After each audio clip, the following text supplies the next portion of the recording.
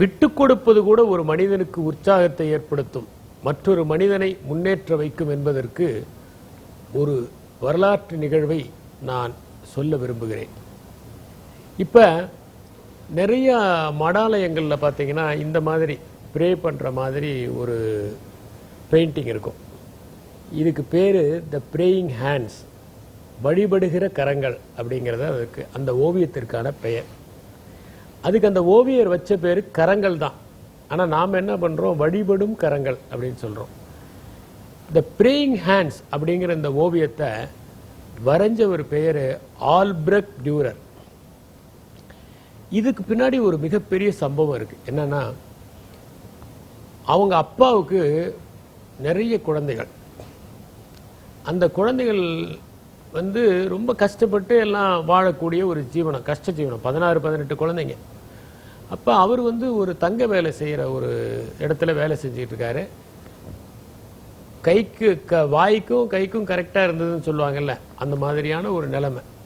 ஏதோ ரொம்ப கஷ்டப்பட்டு ஒரு ஜீவனை நடத்துறாங்க. அப்ப அவங்க வீட்டுல 2 பசங்களுக்கு கலைகள் மேல ரொம்ப ஆர்வம். அப்பா வந்து அந்த தங்க வேலை செய்யும் போது செய்யறத பார்த்து இவங்களுக்கு கலைகள் மேல ஆசை. இந்த 2 பையன்ல ஒரு பையன் பேர் வந்து ஆல்பிரக்ட் டியூரர், இன்னொரு பையனுடைய பெயர் வந்து ஆல்பர்ட் டியூரர். அப்ப இந்த சகோதரர்கள் பேசிக்கிறாங்க, நம்ம 2 பேருக்கும் ரொம்ப ஆசையா இருக்குது கலைகளை கத்துக்கணும்னு, என்ன பண்றது அப்படிங்கிறாரு. அப்போ ஒரு சகோதரன் சொல்றாரு, ஒன்றும் கவலைப்படாத, நம்ம 2 பேரும் கத்துக்கலாம். நான் போய் சுரங்கத்தில் வேலை செய்யறேன், நீ படிச்சு முடிக்கிற வரைக்கும் நான் சுரங்கத்தில் வேலை செஞ்சு உனக்கு பணத்தை அனுப்புறேன். நீ வந்து ஆர்ட் ஸ்கூல்ல சேர்ந்து படி, அதுக்கப்புறம் நீ வந்து சுரங்கத்தில் வேலை செய்ய, நான் வந்து ஆர்ட் ஸ்கூல்ல போய் கத்துக்கிறேன் அப்படின்னு. முதல்ல வந்து என்ன பண்றாருன்னா, ஆல்பர்ட் டியூரர் இருக்காரு, அவரு போய் சுரங்கத்துல வேலை செய்யறாரு, பணம் அனுப்புறாரு. இந்த ஆல்பிரக்ட் டியூரர் இருக்காரு, அவருடைய சகோதரர், அவரு போய் என்ன பண்றாரு, ஆர்ட் ஸ்கூல்ல சேர்ந்து படிக்கிறாரு. இப்போ ஒரு சகோதரர் சுரங்கத்துல வேலை செஞ்சுட்டு இருக்கிறாரு, இன்னொருத்தர் அவர் வந்து அவர் அனுப்புற பணத்திலேயே படிச்சுக்கிட்டு இருக்கிறாரு. இவர் படிச்சு முடிச்சிடறாரு. முடிச்சவர் தான் ஆல்பிரக்ட் டியூரர். அவர் வராரு. வந்தவுடனே அவர் படிச்சு முடிச்சது, அந்த வீட்டில் பெரிய படிப்பு படிச்சதுனால ஒரு விருந்து ஏற்பாடு பண்றாங்க. அதுல அந்த சுரங்கத்தில் வேலை செஞ்ச சகோதரரும் வராரு. வந்த உடனே எல்லாரும் உட்காந்து சாப்பிடும்போது, எல்லாம் சாப்பிட்டு முடிச்ச உடனே அந்த மகிழ்ச்சியில் இவர் சொல்றாரு, இனிமேல் நான் சுரங்கத்தில் போய் வேலை செய்ய போறேன், இனிமேல் என்னுடைய சகோதரர் போய் ஆர்ட் ஸ்கூல்ல சேர்ந்து படிக்கட்டும்னு. உடனே அவர் கண்கள்ல தண்ணீர் வர மாதிரி அந்த சகோதரர் சொல்றாரு, என்னால ஆர்ட் ஸ்கூல்ல இனிமேல் போய் படிக்க முடியாது. ஏன், என்னாச்சு? என்னுடைய ஒவ்வொரு விரலுமே பிராக்சர் ஆகியிருக்கு. இந்த சுரங்கத்துல செய்யாத பணியை என் சகோதரனுக்காக பணம் அனுப்பணும், அவன் முடிக்கணுங்கிறதுக்காக நான் பணியாற்றினதுனால என்னுடைய எல்லா விரல்லையும் புண்ணும், எல்லா விரல்லையும் அடிபட்டிருக்கு. இந்த கைகளை பாருங்க, இந்த கையை வச்சுக்கிட்டு இனிமேல் நான் போய் ஒரு ஆர்ட் ஸ்கூல்ல சேர்ந்து கலையை கத்துக்க முடியாது, ஓவியத்தை கத்துக்க முடியாது அப்படிங்கிறார். அப்ப இந்த சகோதரருக்கு அவ்வளவு ஒரு வருத்தம் ஏற்படுது.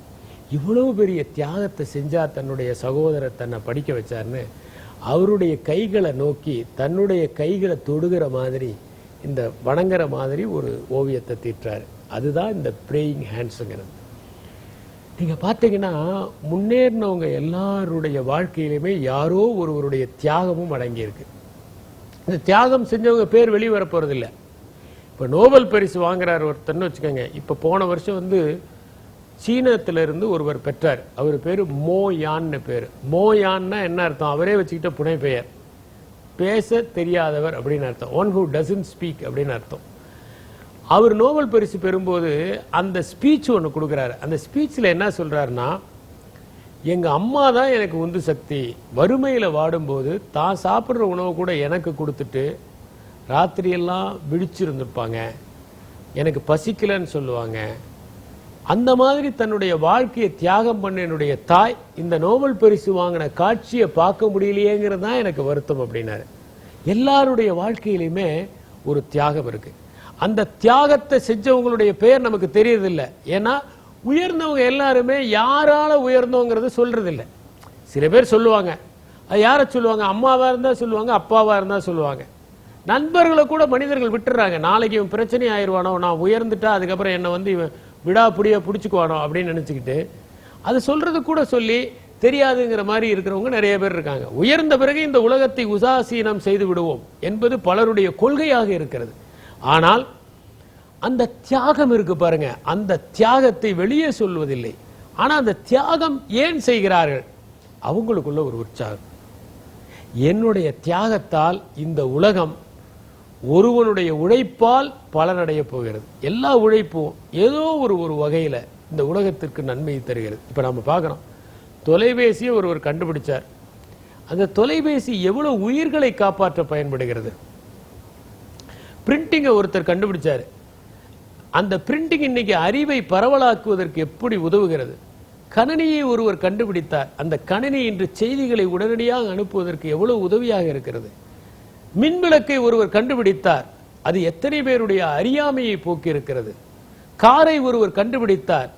அது எவ்வளவு நோயாளிகள் குணப்படுவதற்கு உதவியாக இருந்திருக்கிறது. இப்படி பார்த்தோம்னா இன்னைக்கு ஒருவருடைய தியாகம், ஒருவருடைய உழைப்பு எத்தனையோ பேருக்கு, இன்னும் வரும் பல சந்ததிகளுக்கு உதவியாக இருக்கிறது.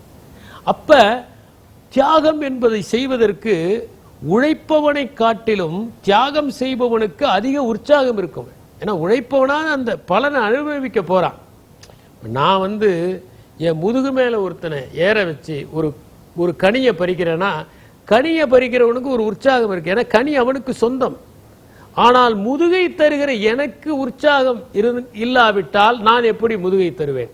ஆக கனியை பறிப்பவனுடைய உற்சாகத்தை விட முதுகை ஏணியாக மாற்றிக்கொள்ள சம்மதிக்கிறானே, அவனுடைய உற்சாகம் உயர்ந்தது.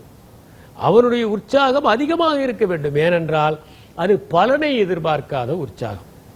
நம்ம எந்த விதமான பிரதிபலனுமே எதிர்பார்க்காம சில பேரை பார்ப்போம். நான் ஒரு முறை என்னுடைய சூட்கேஸ் எடுத்துட்டு போறேன், தூக்க முடியாம. இது ஷில்லாங்கில் நடந்தது. எதிரே ஒரு பெண் வந்தது. நான் கஷ்டப்பட்டு மாடிப்படியில் தூக்கணும்னு அந்த பொண்ணு ஒரு கையை கொடுத்து அதை எடுத்துட்டு விட்டுட்டு அது பாட்டுக்கு போயிட்டே இருந்துச்சு சிரிச்சுக்கிட்டே. இப்போ அந்த பொண் எதற்காக உதவி பண்ணணும்? உண்மையிலே அது ஒரு சின்ன தியாகம். அதுக்கு ஏதோ வேலை இருக்கு. அது ஒன்றும் வேலை இல்லாம யாருமே இல்லை. நம்ம நாட்டில் வேலை இல்லாதவன் தான் ரொம்ப வேலை இருக்கிற மாதிரி இருக்கான். இங்க பாத்தீங்கன்னா ஒரு வேலையும் இருக்காது. ஆனா பயங்கர வேலை இருக்கிற மாதிரி காமிச்சுக்கிட்டு திரியறவங்க ரொம்ப நான் பிஸிங்க, என்ன வேணும் அப்படிமா.